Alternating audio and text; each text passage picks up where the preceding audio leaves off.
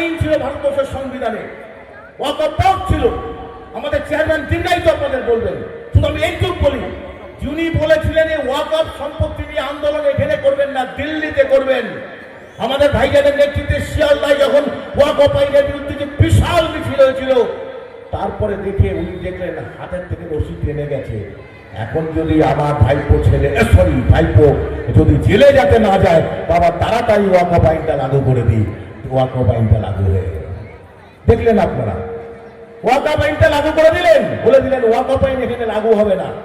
আবার উনি লাগু করলেন, উনি বললেন এসআইআর হতে দেবো না, আমার জীবন থাকতে এসআইআর হতে দেবো না। সবার আগে এসআইআর কাজটা উনি চালু করেছে। এখন ভোট রক্ষা শিবির তৈরি করে নেতারা কত বড় বক্তৃতা দিচ্ছে। তার আগে কি বলেছিলেন, একটা নামও যদি বাদ যায় তাহলে কিন্তু আমরা ছেড়ে কথা বলবো না, চোখ তুলে নেবো, অমুক তুলে নেবো, হ্যান করেন না, ত্যান করেন না। কিন্তু এসআইআর এর সব সেটআপটা উনি 1,000 কোটি টাকা নরেন্দ্র মোদীর বিজেপি পার্টি আত্মসাৎ করে। আর আমাদের এখানে ভারতবর্ষের ইলেকট্রাল বন্ডের নামে যে কালো টাকার হাতছানির মধ্যে দিয়ে নির্বাচনকে প্রভাবিত করা হয়, সেই কালো টাকা এখন এই মুহূর্তে গত দুটো নির্বাচনে দেখা গেছে হায়েস্ট টাকা পেয়েছে ভারতবর্ষের মধ্যে। প্রথম একটি জাতীয় দল বিজেপি, আর আঞ্চলিক দল হিসাবে তৃণমূল কংগ্রেস। আর যার থেকে টাকা নেবে তার দায়িত্ব তাকে নিতে হবে। বিদ্যুৎ, আমাদের গোয়েন্দারা এখন বিদ্যুৎ চালায়, বিদ্যুৎ দপ্তর থেকে তাদের টাকা দিয়েছে ইলেকট্রাল বন্ডে।